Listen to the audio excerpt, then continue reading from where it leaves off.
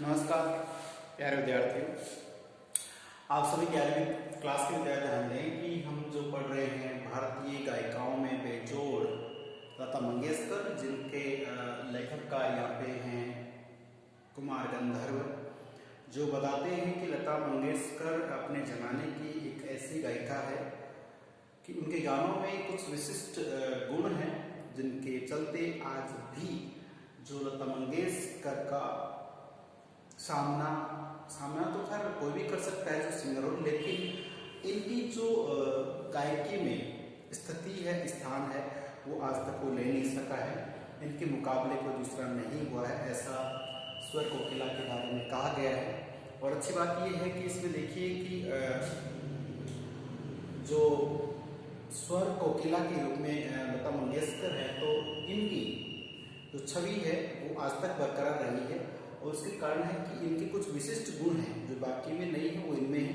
तो वो कौन कौन से गुण देखने की बात है। देखिए, लता जी की जो लोकप्रियता है, वो उसका मुख्य जो मर्म है, मुख्य जो कार्य है, वो क्या है? वो है गानपन।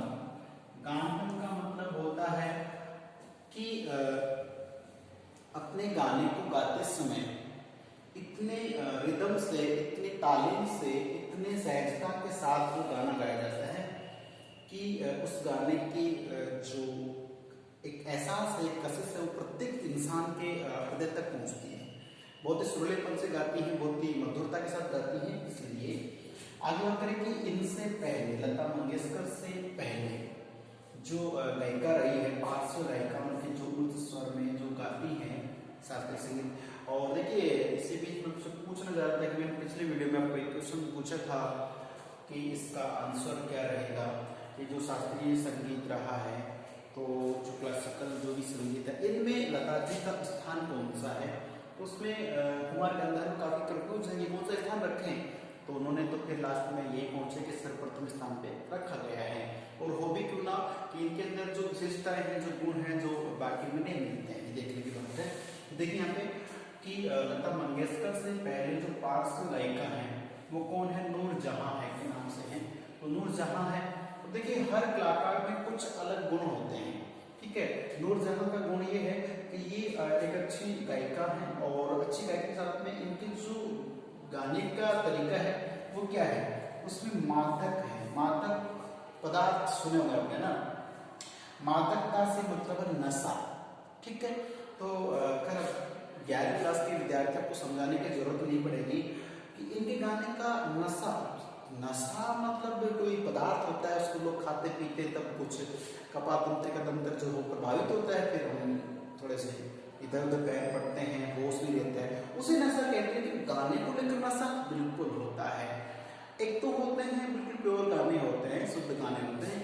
एक आजकल का एक चलन चल रहा है, जिसे कुछ लोग आइटम नंबर कहते हैं, आइटम सॉन्ग कहते हैं।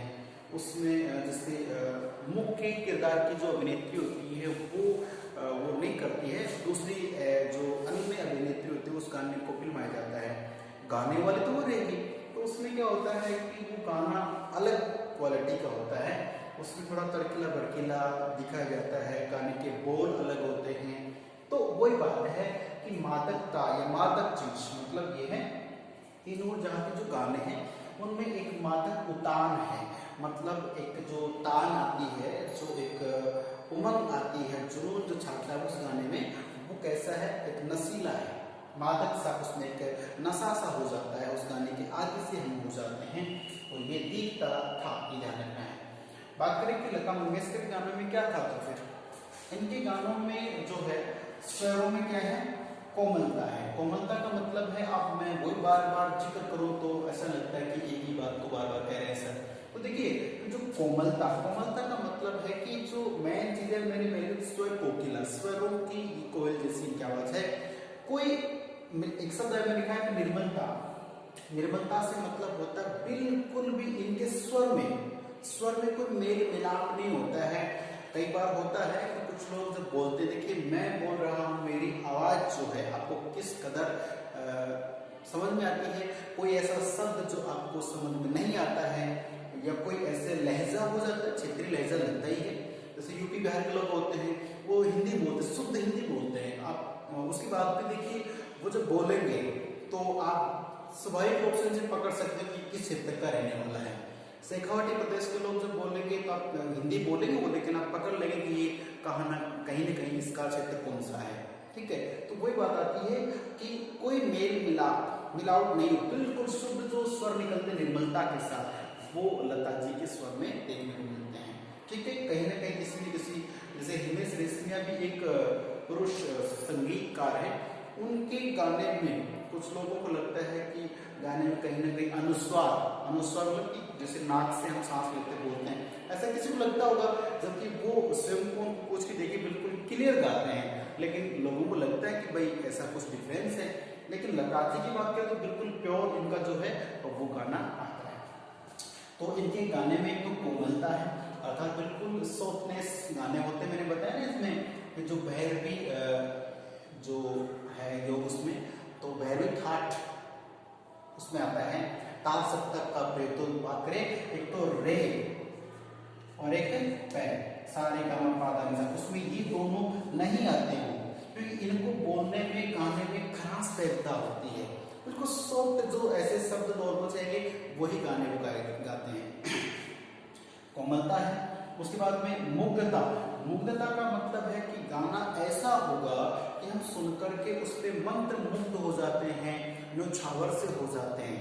ठीक है, कोई भी गाना को ढके देखिए, मैं प्रैक्टिकली बता रहा हूँ, कोई भी गाना सुनेंगे आप बिल्कुल ऐसा बस आनंद सा लगता है, उस गाने में झूमने लगते हैं। ठीक है, चलिए, तो गायन की जो शैली कैसी निर्भरता के साथ में है, तो प्यारे विद्यार्थियों की धीरे धीरे से ही हमें लता मंगेशकर की गाने की क्वालिटी कैसी है, किस रिदम में गाते हैं, किस ताल में गाते हैं, हमने सब बातों को धीरे धीरे जाना है।